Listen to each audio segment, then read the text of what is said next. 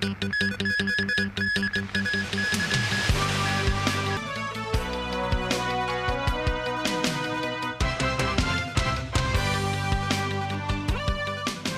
and welcome to TVB News. Chek Kung Temple was packed again today as worshippers offered prayers to the Chinese folk religion's god of protection for the Year of the Dragon. As of 6 p.m., more than 75,000 devotees visited the temple. Apart from houses of worship, the Lunar New Year festivities galore too in the Wishing Tree village of Lam Chun and Li Tong Avenue in Wan Chai.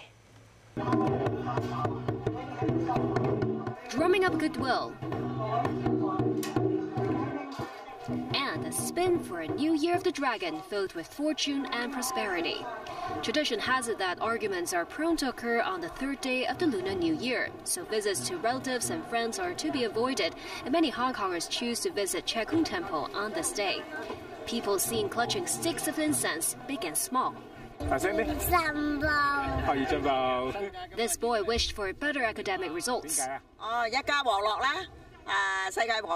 This woman wished for familial bliss, world peace, health and prosperity for everyone. Commissioner of Police Raymond Siu also dropped by the temple and campaigned for the police's anti-fraud search engine scam meter at the forces booth outside the house of worship. Siu stressed the police will try to be more lenient in giving out tickets to illegally parked vehicles during the Lunar New Year holidays, but also called for more sense of responsibility among motorists to ensure road safety. Bustling scenes at Wang Tai Sin Temple too. Queues extended all the way to Lung Cheng Road. Under the police's crowd management measures, an exit of Wang Tai Sin MTR station had to close temporarily. This man said he waited for some 45 minutes to enter the temple, and it got more crowded every year. It took more than an hour for this mainland tourist to get in, but she said it's worth the wait because she wants to pray for the health and good fortune of her parents. Meanwhile, Lam Chun and Tai Po transported back in time, with people donning hanfu, the traditional attire of ethnic Han Chinese that dates back more than 4,000 years. It's the first time the village with a famous wishing tree held a hanfu-themed festival. Organizers said it aims at promoting the Taoist tradition. In Wan Chai, Lunar New Year festivities taking over Li Tong Avenue as well, with performances to delight both locals and tourists. Up until 5 p.m., almost 190,000 people had entered Macau. Crowds also appeared today at Hong Kong port of the Hong Kong-Zhuhai-Macau Bridge. People, suitcases, and more people. This was the scene at the departure hall of Hong Kong port this afternoon. Barriers were put up to separate passengers going to Macau and Zhuhai. At noon, the estimated waiting time for gold buses was half an hour or longer. Macau authorities said local public transport services will be enhanced to handle the large number of visitors. Keen to make a winning start for the Year of the Dragon, many went to the Sha-Tin race course for the Chinese New Year race day. Spectators, upon their arrival at the race course, were given a free fortune pen and a chance to win a 24K gold foil ornament. Apart from the festive decorations, the Chinese New Year race day featured a variety of performances and entertainment for locals and tourists alike. There were 11 races today. Top up with jackpot reserves from the Triple Trio Jackpot, the Quartet, and First Four Merge Pool. A total of $138 million was up for grabs. Many mainland tourists returned home after watching the Lunar New Year fireworks display in Hong Kong on Sunday. The 23-minute fireworks show started at 8 p.m. last night, attracting almost 340,000 spectators. Among them were many tourists from the mainland. When the fireworks show was over, some of them visited other places before heading for home. A few tourists complained about expensive hotel rooms in Hong Kong, saying they would rather spend the money on meals. Meanwhile, chairman of the Institute of Dining Art, Ray Choi, said the food and beverage industry's business over the Lunar New Year period has yet to return to its pre-pandemic level. Choi said the government should find ways to persuade tourists to stay in the city. Israeli forces rescued 2 hostages early today from an apartment in the south of the Gaza Strip. The operation killed at least 50 Palestinians, including women and children, according to Palestinian health officials. Hamas, which is still holding more than 100 hostages, said 2 of its captives were killed in the attacks. Around 1.5 million Palestinians are sheltering in the southern Rafah area, with Israel expected to launch an attack on the city. 70-year-old Louis Har and Fernando Simon Marman, 60. Both hostages rescued, Israel's military, the IDF says, after a daring raid on the second floor of a building in the southern Gaza area of Rafah. They were then airlifted to the Sheba hospital in Israel. The operation, conducted by the IDF, Israel's Shin Bet security service, and a special police unit, had been long in planning and was accompanied by airstrikes in the vicinity, with Gaza health officials reporting that dozens died in a series of attacks and many more were wounded. Israeli officials say the 2 are in stable condition.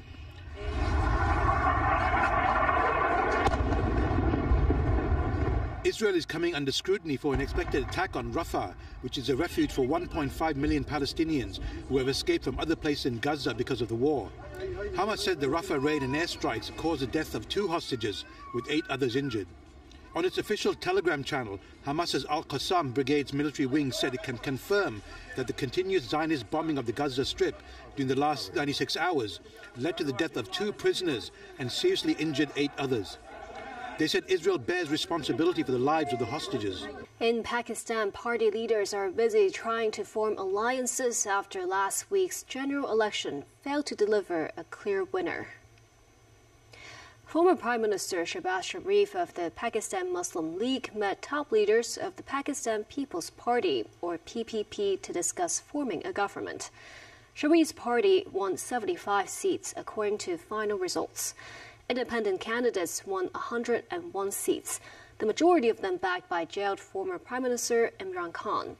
The PPP earned 54 seats, with 166 seats required for a party to form a government. Individual candidates must be aligned to a party for their seats to be eligible in forming a government. On Sunday, supporters of Khan's Pakistan Tehreek and Insaf party protested outside the election office in Karachi, alleging the voting was rigged.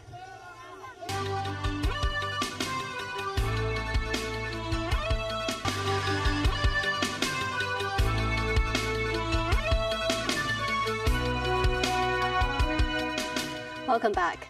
In Finland, former Prime Minister Alexander Stubb has won Sunday's presidential election runoff against ex-Foreign Minister Pekka Haavisto. He now faces the task of steering the Nordic country's foreign and security policy, now that it is a member of NATO following Russia's invasion of Ukraine. Danny Rao tells us more. Sunday's runoff was required because none of the original 9 candidates got more than half of the votes in last month's first round. With all votes counted, centre-right candidate Alexander Stubb of the National Coalition Party had 51.6% of the votes. Independent candidate Pekka Haavisto from the Green Left got 48.4% of the votes. Haavisto conceded defeat after a projection by the Finnish public broadcaster YLE showing a win for Stubb was released on Sunday night. He shook Stubb's hand and congratulated him at Helsinki City Hall, where the candidates and the media were watching the results come in. The 55-year-old Stubb, who was Prime Minister between 2014 and 2015 and started his political career as a lawmaker at the European Parliament in 2004, will become the 13th President of Finland since the Nordic country's independence from the Russian Empire in 1917. Stubb and Haavisto were the main contenders in the election, where over 4 million eligible voters picked a successor to hugely popular President Sauli Niinisto, whose second 6-year term expires in March. He wasn't eligible for re-election. Unlike in most European countries, the President of Finland holds executive power in formulating foreign and security policy together with the government, especially concerning countries outside the European Union, such as the United States, Russia and China. During the election campaign, Stubb and Haavisto largely agreed on Finland's foreign policy and security priorities.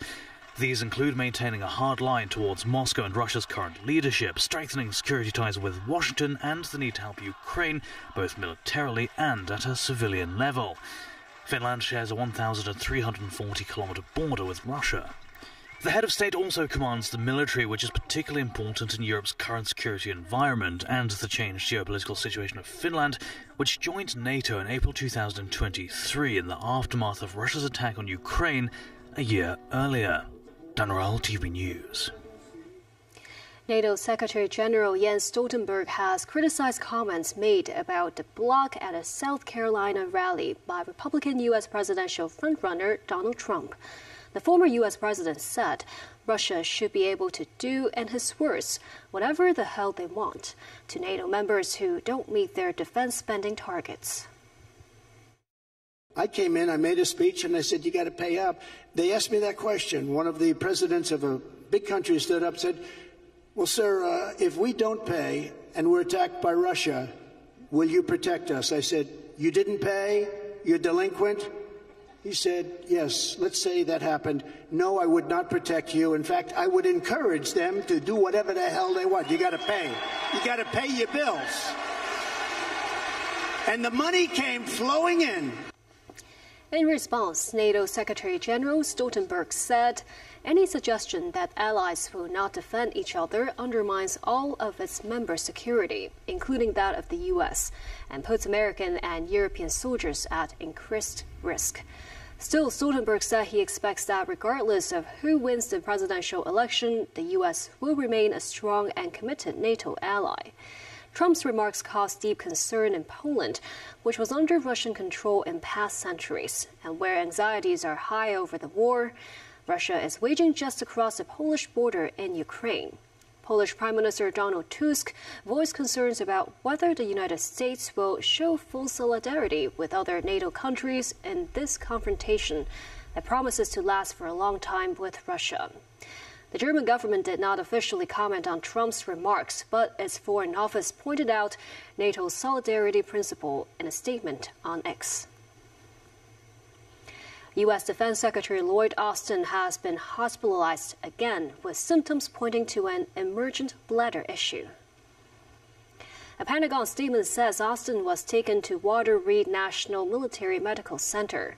It says Austin is retaining his duties as Defense Secretary and his deputy has been notified and is prepared to assume Austin's duties if required. The chairman of the Joint Chiefs of Staff has also been notified, as well as the White House and some members of Congress.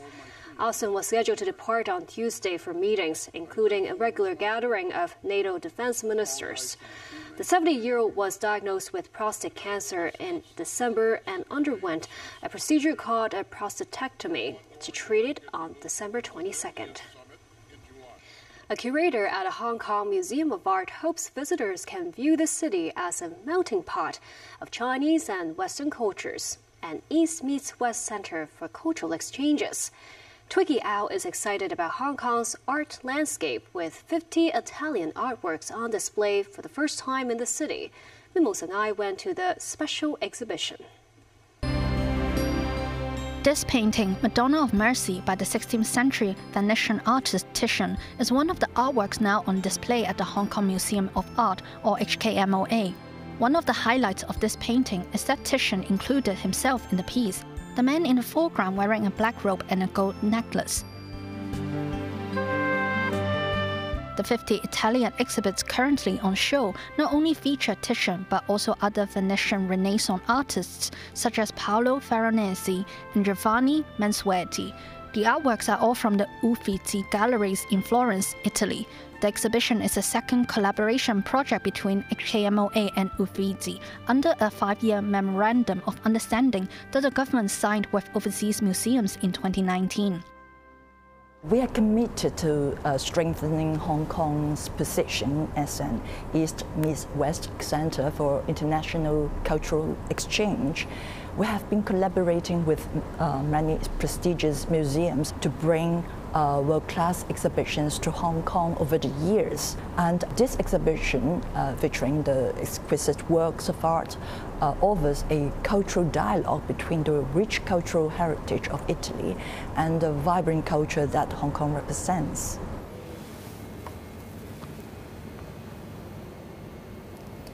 To help visitors gain a better understanding of Titian and his artworks, People can learn his story in this interactive section.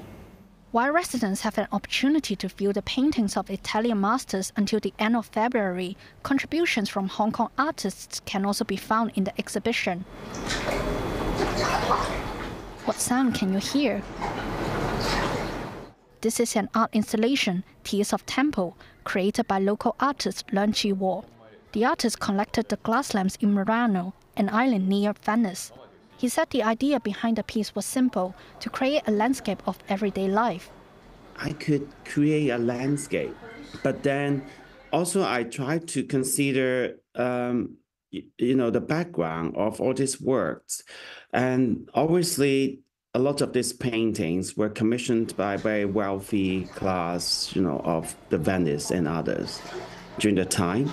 I tried to do something that probably people would find certain kind of connection, with themselves, which is our everyday life. Glass lamps made in Murano and Venice as almost like a signature of them.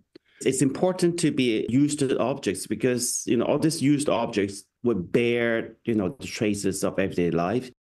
Hong Kong may not be well known as a place with a vibrant art culture. Leung, who believes art should not be confined to museums and galleries, said the city can further develop its art sector and community. We lived in Hong Kong, and we're in a very interesting environment to make art, because we do have a lot of supports from, different institutions. And I would say that how often, as the citizens in this world, to be able to see the paintings by Titian. We also have a growing communities of art, but they're still small. He hopes more people can appreciate art by incorporating it into everyday life. News 9, TVB News. And that's the news. Thank you for watching.